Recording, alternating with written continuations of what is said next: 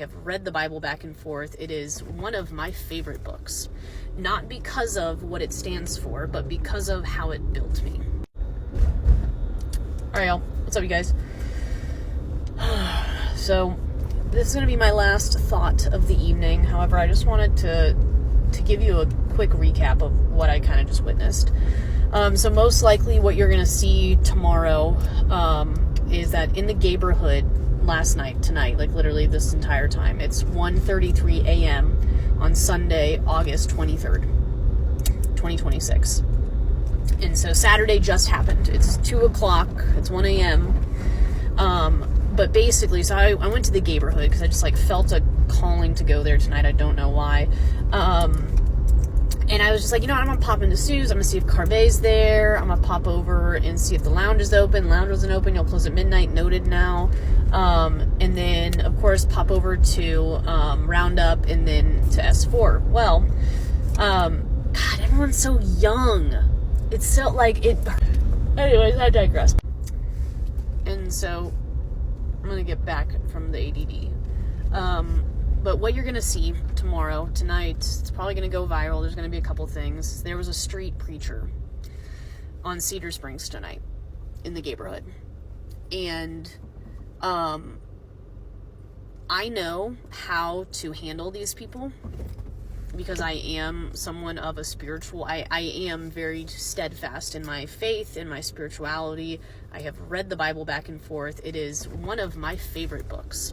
Not because of what it stands for, but because of how it built me.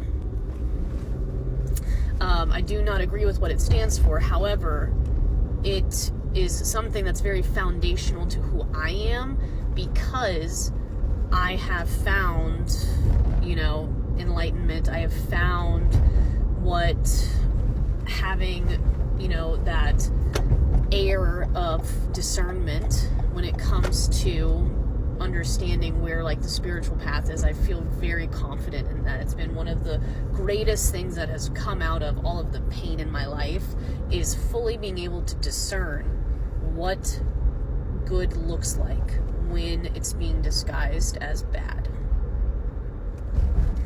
And also the direct opposite. So anyways, with that, tonight there was a street preacher on...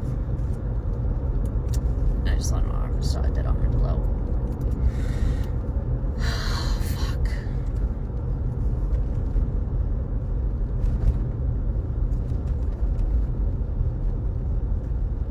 Oh my god.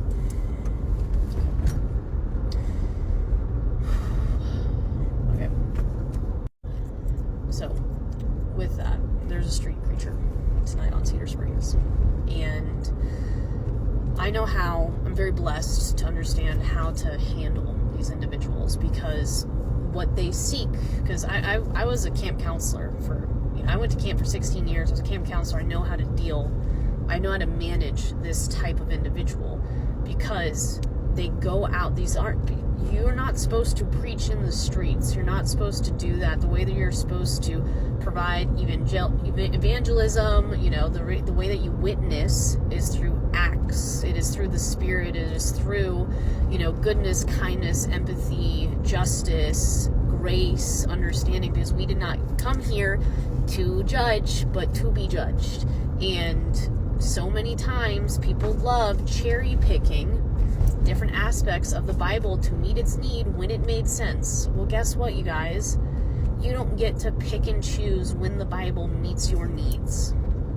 And if I'm going to be honest, anyone that chooses to quote the Old Testament to me, when that's not how it's supposed to work, you guys. You can't quote the Old Testament and then say that Jesus is risen. You cannot quote the Old Testament at me.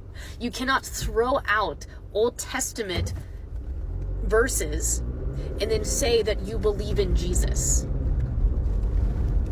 Because that is the greatest oxymoron I've ever witnessed, ever in my life. Because guess what?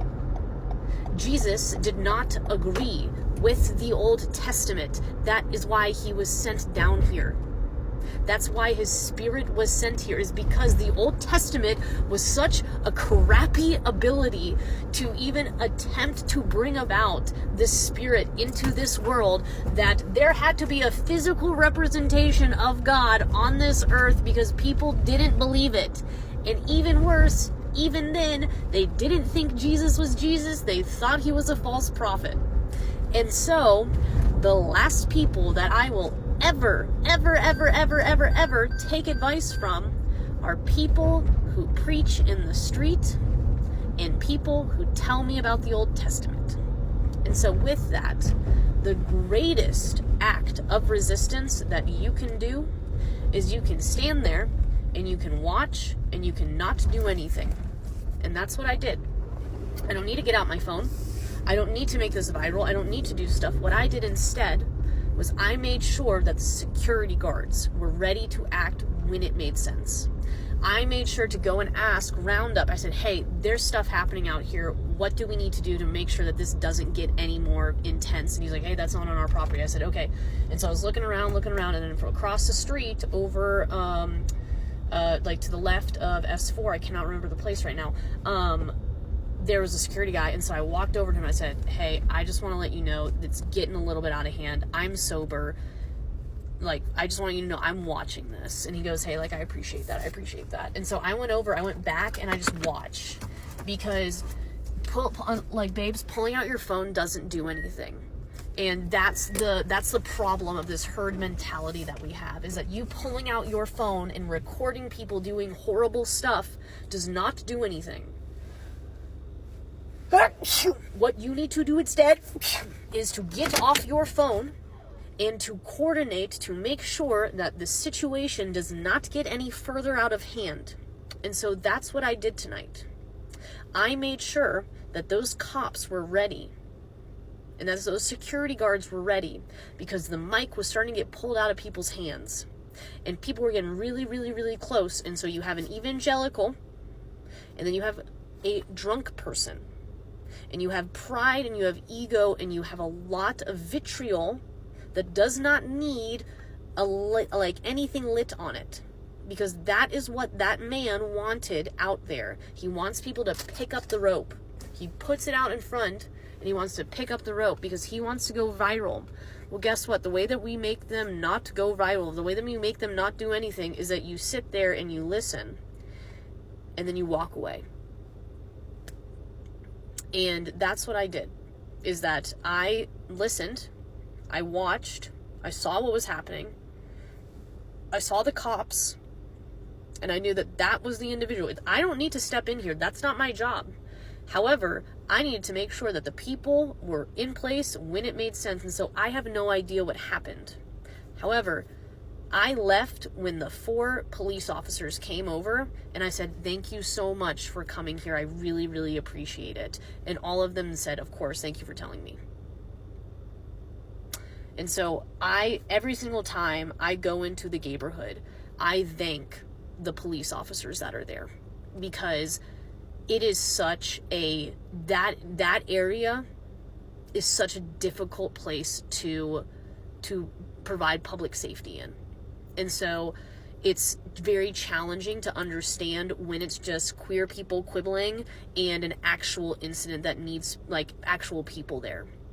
And so I really appreciate the people who are at security, like the outside individuals who are part of the security and the police that provided public safety tonight. So I have no idea what ended up happening, but just understand that I hope that they were able to take care of whatever was going on, because I left afterwards, because my time there, it did not make sense for me to be there anymore. So